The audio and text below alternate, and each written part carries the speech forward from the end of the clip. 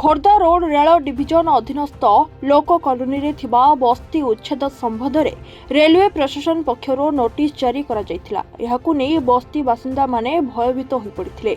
आज जटणीर पूर्वतन विधायक बस्तीवासी सह मिसी रेलवे डीआरएम सह आलोचना करथिले। वर्षा ऋतु को ध्यान रे रखी रेलवे प्रशासन पक्षर बस्तीवासी को 3 मासर समय दिया जायछि। एही समय मध्यरे खोर्धा जिलापाल बस्तीवासी थैथान करबा पई पदक्षेप नेबाकू बस्तीवासी माने एवं पूर्वतन विधायक सुरेश राउतराय दाबी करछथि। डीआरएम को धन्यवाद। लोक कॉलोनी शनिवार दिन उच्छेद करने माइक आनाउंसमेंट होता।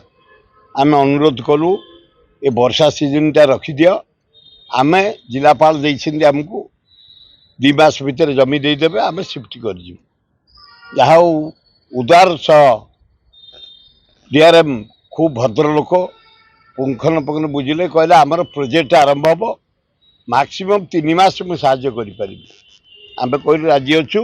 एठू सीधा जाऊँ कलेक्टर पाखु जदि जमी देदेले आम आमर मन को पलैबू शिफ्ट कर सब रेलवे प्रोजेक्ट चलो किसी असुविधा ना। रास्ता किसी समस्या रोज पाचिल पाचिल पर रास्ता ड्रेन ना रास्ता आमको निजे भागिया पड़ो ता ना हेनी। कारण या पूर्व जिते थर जोड़ा रास्ता गुड़ाक बंद करदे ठीक हो। अशोक मंगराज पूर्वतन जटणी नगर कांग्रेस बस्ती बासिंदा माने आज आस्थिले डीआरएम ऑफिस घर करथिले कोन दाबी थिला? हाँ, ये समस्या आज नुह ये दीर्घ 50 वर्ष है चली।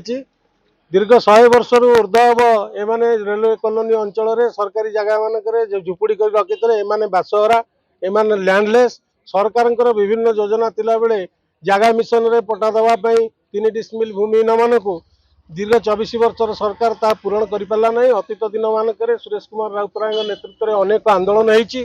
तहसीलदार ऑफिस घेर हो, कलेक्टर ऑफिस घेर हो, रास्ता रोक हो, डीआरएम ऑफिस घेर हो, विभिन्न प्रकार कार्यक्रम नि 2024 शेष सुधा रेवेन्यू डिपार्टमेंट जटणी म्युनिसिपालिटी सहायता आम प्रेसर फल तत्कालीन रेवेन्यू मिनिस्टर प्रमिला मल्लिक प्रमिला अपा तत्वावधान में एक टीम गठन सर्वे करा म्युनिसिपालिटी तरफ एवं आपणकर रेवेन्यू डिपार्टमेंट तरफ जॉइंट सर्वे होता। 450 लोक एमाने बासहरा बोली चिन्हट होती। सरकार पाखे तथ्य अच्छी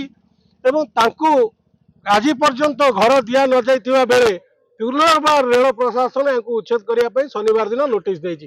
तारी प्रतिवाद रे आज आम सुरेश कुमार राउतराय नेतृत्व में आम समस्ते आसीथिलु एवं डीआरएम सहित आलोचना कलु। जेहेतु रेनी सीजन आसूची वर्षा समय तेणुक डीआरएम आमर कथा को ग्रहण कले आम तेणु आम सम्मान सहकारे सी आमको 3 मास समय देइछंती। 3 मास परे एमाने सेठार उच्छेद हेबे।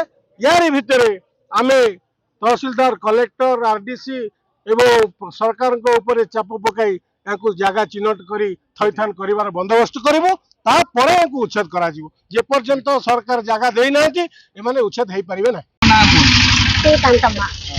केते घर अच्छो केंति कोन माने 400 ऊपर अछि। एबे केते एबे माने अध घर भांग जायछि, अध घर अछि 300 ऊपर अछि। माने ये घर पे माने कोटर अछि कहि के माने घर रखछंती। एबे से कोटर पे हम घर एना खाली आसकरी खाली दिन रे आसकरी अलाउंस करला करारे माने लोक काहला हो गले।